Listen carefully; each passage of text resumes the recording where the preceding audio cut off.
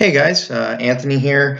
I wanted to post a little quick video, again, Star Wars Legion related, but this time more hobby aspect.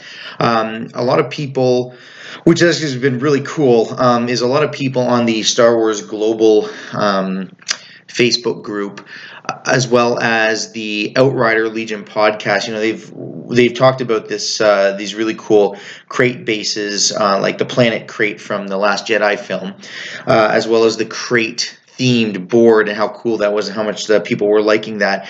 And that was actually us here at North Bay and North Bay Games and Hobbies. That's the local hobby shop, and that was actually my dad and I that created that board, and I'm the one who based my Imperial units to have that Crait theme.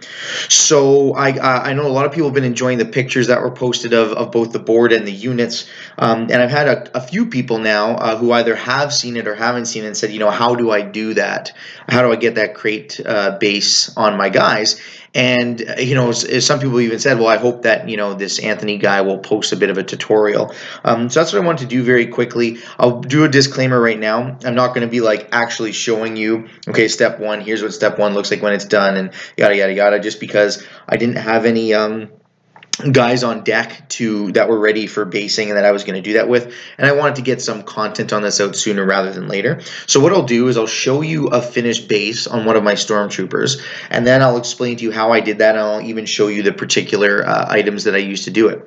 So first off, so this is a HH9, I think it's called, the stormtrooper with the rocket launcher, and he's been painted up to have a shock trooper theme, but he still has the Crait base that all of my guys have. So see if I can show this to you with the camera. This is the trooper, and you can see he's got a base that has the red clay of Crait as well as the white salt of Crait on top. There's parts where it's showing, parts where it's not.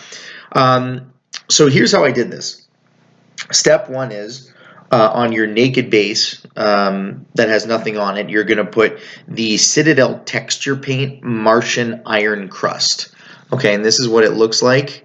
I don't know if I can show you and open up. It looks like a paste or like a pumice basically, but don't get it confused with Martian iron earth, I think the other one is called, because there are two. They have very similar names. One gives you a cracked earth appearance, and one gives you a kind of granular mud appearance, and that's what this one does. That's the one you want. So you're going to smear that on your base, and you don't have to put it on super thick, but you also don't want to put not a lot of it on, because it does evaporate a little bit when it dries. So, you know, and it is moldable. I apply it with a safety pin, or if you have a garbage brush that you don't really care about, you can use that to apply it as well to get around wherever you want it to be. And you can manipulate it, so you can make it a little clumpy in some areas. You can make it wavy if you want, but this is your first layer, is this Citadel texture Martian iron crust. Now that's going to take a little bit to dry. Don't ask me how long, because I don't keep count. I usually do that and then set it aside and work on something else while I'm waiting for it to be ready. So that's your first step. Once that's dried, you want to darken it up, because it's going to look pretty rusty. It's going to look pretty orangey. So what I do is I then apply a Citadel shade, the Carroburg Crimson, which is basically like a wash, and it's a red crimson wash, and you put that over it. Now again, depending on how thick you've put your iron earth on, or your iron crust rather, depending on how thick you put that on, it may soak some of that wash, so that it doesn't get as dark of a color. If you notice that it's doing that, then apply more wash, because ultimately you want to darken up the whole surface so it looks like a nice deep red. And then once that's dried, your next step, which will finish off the red clay of Crait, is I dry brush pretty heavily.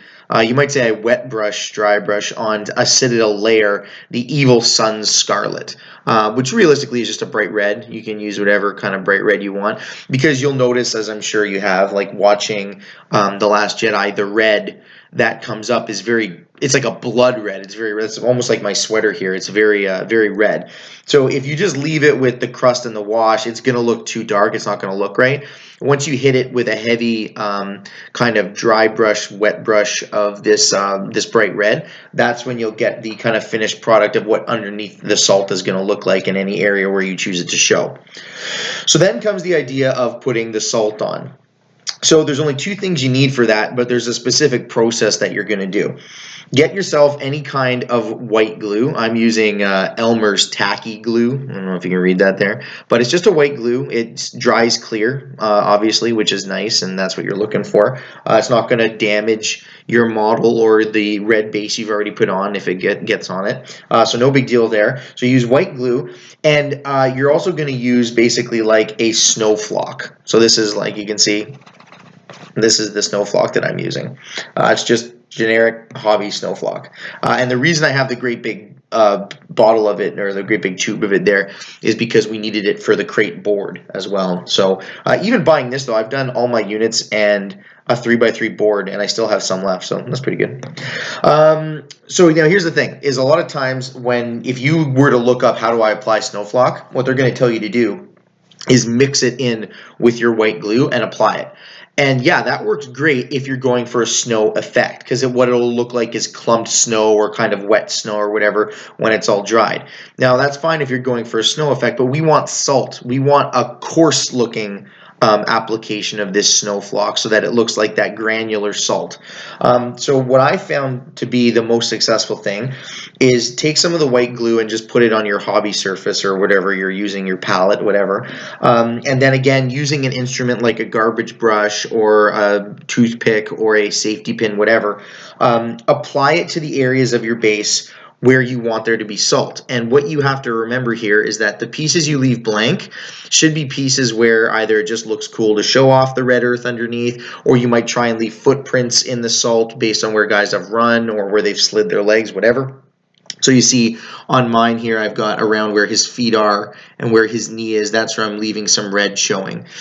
So you apply your thin layer of this white paint with whatever instrument you're choosing to use. And once you've done that, hopefully you've put some of this white flock in a bowl or a plate or something, and just put your base in there and make sure it gets completely covered with the snow. Now, originally when I was doing this, that's what I did, and when it was done, it looked okay, but I wasn't confident in it because one layer was not really enough. You can see through it to the red. So I thought, okay, well, in the name of experimentation, what I'm going to do then is apply a second layer the exact same way on the spaces that I've already done so to try and thicken it up, and it worked perfectly. So essentially after that first layer of snow flock on glue has dried, you'll just do the same thing. Take another thin layer of white glue, put it right over top of the salt or the snow you've already put on, and then just reapply your flock. And when you're done, you will get a level of snow flock on there that hides the red underneath it perfectly, but isn't thick and wet looking. It looks like your granular salt. And so that's basically what I did. So without all the explanation, just to quickly rehash, you start with texture Martian crust. See, even I get confused. So you start with Martian crust, move on to a Carroburg Crimson wash, then move on to a heavy application of Evil Sun Scarlet or whatever bright red you want to use. Then you put on your first layer of glue and flock, and once that's dried, a second layer of glue and flock, and you should have exactly what you want. I've done the rim of all my bases black to just kind of keep them, I don't know, it just looks nice, I think. If you want, you could probably paint the edges that same dark red to kind of go with that if you like, but it's up to you. So yeah, there's just a very quick tutorial explanation on how I did my Star Wars Legion bases to look like the planet Crait. Hopefully you guys enjoyed it. Hopefully it was pretty straightforward. If you have any questions or comments about that, feel free to leave it in the comments section, and I'll try and answer them as best I can. But either way, happy modeling and happy gaming.